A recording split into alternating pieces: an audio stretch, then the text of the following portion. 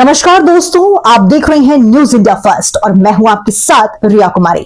चलिए सबसे पहले नजर डालते हैं आज की बड़ी खबरों पर जो सीधे आपके सरोकार से जुड़ी हुई है। तो बिना किसी देरी के शुरुआत करते हैं आज की मुख्य खबर से। अनूप शहर नगर में अपराधियों के हौसले बुलंद नजर आ रहे हैं। नगर के मोहल्ला पोखर निवासी शंकर भगवान के घर सीबीआई अधिकारी बनकर आए बदमाशों ने दिन दहाड़े तमंचे की नोक पर लाखों रुपए की नकदी और कीमती जेवरात लूट लिए।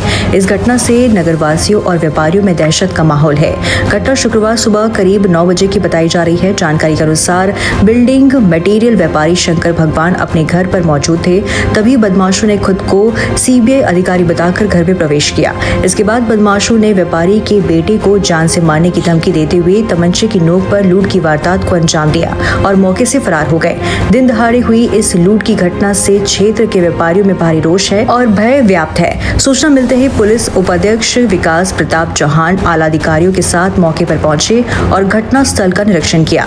पुलिस आसपास सीसीटीवी कैमरों की फुटेज खंगालते हुए जांच में जुटी है। वरिष्ठ पुलिस अधीक्षक ने लूट की घटना का जल्द खुलासा करने का आश्वासन दिया है। उल्लेखनीय है कि करीब 1.5 माह पूर्व भी अनूप शहर कस्बे में एक महिला नर्स से तमंचे की नोक पर लूट की वारदात हुई थी, जिसका अब तक पुलिस खुलासा नहीं कर पाई है। लगातार हो रही घटनाओं ने नगर की कानून व्यवस्था पर सवाल खड़े हो रहे हैं। सर, बुलंदशहर के थाना अनूप शहर इलाके में एक घटना हुई है, लेकिन क्या पूरा मामला है इस तरीके की? ये अनूप शहर थाने के अनूप शहर कस्बे में ही शंकर भगवान अग्रवाल जी का घर है और इनकी यहाँ से थोड़ी दूरी पे दुकान है बिल्डिंग मटेरियल्स की और फर्नीचर की।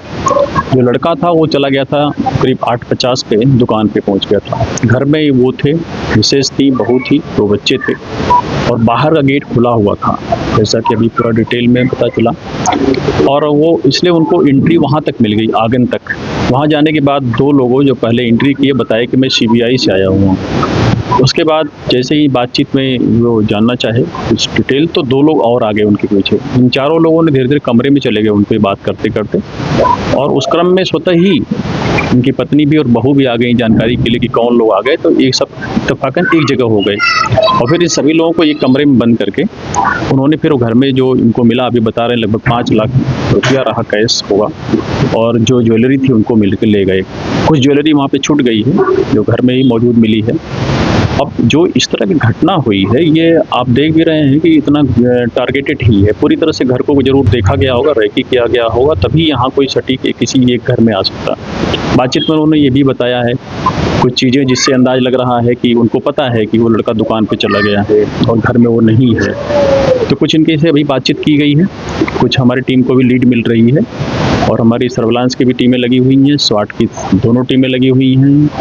एसपी साहब के नेतृत्व में 5 टीमें और लगाई गई हैं, वो सभी लग गई हैं। कुछ लीड मिल रहा है, हम लोग शीघ्र ही इनको गिरफ्तार भी करेंगे। जो चीज़ें गई हैं वो बरामद भी होगी और इसमें कठोर वैधानिक कार्रवाई की जाएगी। सर, कुल कितने बदमाश थे पता लगा? 2 पहले 2 4 हो गए। 2 लोग पहले एंट्री किए थे, 2 उनके पीछे आ गए थे, 4।